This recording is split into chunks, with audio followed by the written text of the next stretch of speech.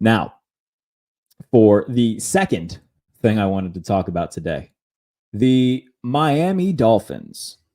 And if you saw me on VSiN this past week, talking best bets for the week, one of them was Green Bay -3.5 at home on Thanksgiving night. And what I said was the Dolphins are getting so much hype for beating nobody on this winning streak. And we know how bad they play in the cold. 3.5 is a gift from the sports books. So you watch that, or if you listen to me, you tailed that and you made a little bit of money on Thanksgiving night. And it's not just that the Dolphins lost this game. It's that they lose every big game they play. Dating back to the start of last season, here are some notable big games that the Dolphins have played in. At Buffalo, 48-20 loss. At Philadelphia, 31-17 loss. Against the Chiefs in Germany, 21-14 loss, but they were trailing big at halftime, and the game was much more in favor of the Chiefs than the score showed.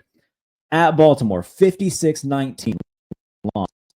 Against the Bills, 21-14 loss with the division on the line at home in the final week of the year. At Kansas City in the wild card round, 26-7 loss. Against the Bills in week 2, 31-10 loss.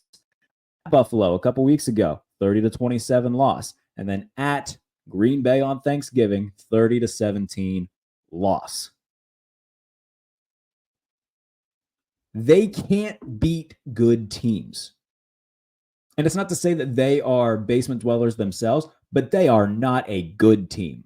They are a middle-of-the-pack team that can beat the hell out of Denver and put up 70 last year. That's great. But the Miami Dolphins are the best bad team in football, I would say.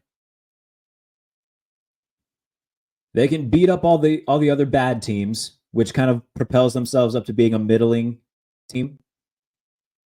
But once you face the Kansas Cities, the Philadelphias, the Buffaloes, the Baltimores, when you routinely get the hell beat out of you, hey, guess what? You're not a good team. And they have shown that consistently since Mike McDaniel took over as head coach.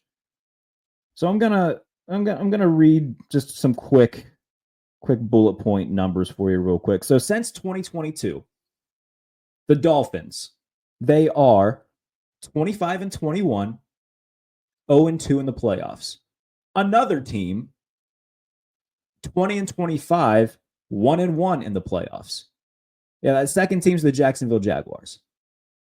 Like, for all of the hype and the sound bites that Daniel gives, and everybody eats it up because they think that they love his quirkiness or whatever. What's he got to show for it? Putting up 70 against Denver in September? Great. There has been nothing that the Dolphins have accomplished outside of a few high-scoring regular season showings that you can say, yeah, Mike McDaniel's been a success. Yeah, Tua Tagovailoa has been a success. And I told everybody, back when they gave him an extension, that's a mistake. And every Dolphins dumbass in my Twitter mentions is like, oh, no, you don't know what you're talking about. Dolphins are going to win the division this year. Going to make a deep run. Tua's going to help them make a deep run in the playoffs. Well, here we are. Now they're 5-7. They're not going to be a playoff team after paying Tua Tagovailoa a lot of money. After giving Jalen Waddle a lot of money. This is not a team that is going to make a deep run in January, especially when you have to go to Buffalo. You have to go to Baltimore, to Pittsburgh, to Cincinnati, to Kansas City. You're not going to be successful. This is a team that cannot win in cold weather. Tua is now, 0-8 in games under 40 degrees. There's a reason I've said for the past 2 years, yeah, the Dolphins don't scare me. This is a team that people get blinded by beatdowns of bad teams and confuse that with being a good team. No. Yes, good teams beat down bad teams. But good teams also beat other good teams, which the Miami Dolphins do not do. So from now on, don't talk to me about the Miami Dolphins. They are an irrelevant team when it comes to playoff aspirations, when it comes to Super Bowl aspirations. They might sneak into the playoffs like they have the past couple years, but they are immediately just going to be another footnote for the Chiefs or the Bills. They are going to be another small step that they have to overcome. They're not a hurdle. The Miami Dolphins are not a hurdle. The Miami Dolphins are a step. You don't got to jump over Miami. You can just slightly lift your foot and get to where you need to go. But this is not a team in Miami that should scare any good team in football. And the last year and a half or so pretty much proves that, especially in the AFC, where you've played Kansas City twice, you lost both times. You got the hell beat out of you by Baltimore. You are 0-4 in your last 4 games against the Buffalo Bills. You've beaten them once since, 2019? Josh Allen's only lost to Miami twice. This is not a team that is going to make a deep playoff run anytime soon. This is not a quarterback that you should have given that much money to. And it's pretty clear that Miami Dolphins fans are already over the whole Mike McDaniel shtick.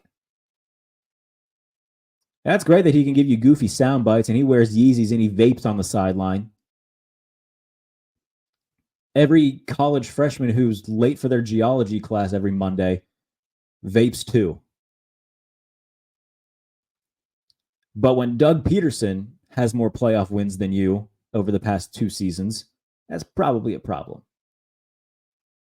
Probably not great.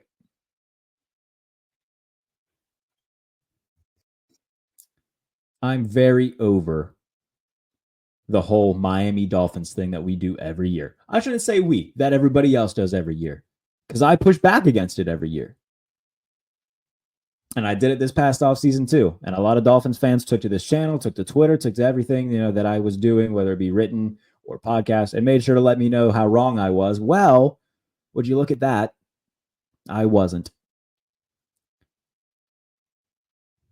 And when everybody and their mother was saying, yeah, this is the year that the Bills are going to take a step back, the Dolphins are going to win the division, that graphic going around of Rich Eisen and Kurt Warner picking the Dolphins to win the division. I'm sorry, Rich Eisen and Steve Mariucci, while Kurt Warner and Gerald McCoy picked the Jets. Oh, and here the Buffalo Bills are, 1 win away from clinching the AFC East for the 5th consecutive year. So don't talk to me about the Miami Dolphins anymore, because I'm not going to listen to it. I've been forced to listen to it for the past 2 years, and I've said to anyone that would listen, yeah, they're not good. And here we are. Never wrong, just early. And hell, I wouldn't even say I was early on that. Because what have the Dolphins done in that span to make you say, yeah, this is a good team? They're not. Because, yeah, good teams beat bad teams, but good teams also can compete, at minimum, compete with the other good teams. Miami hasn't shown the ability to even do that.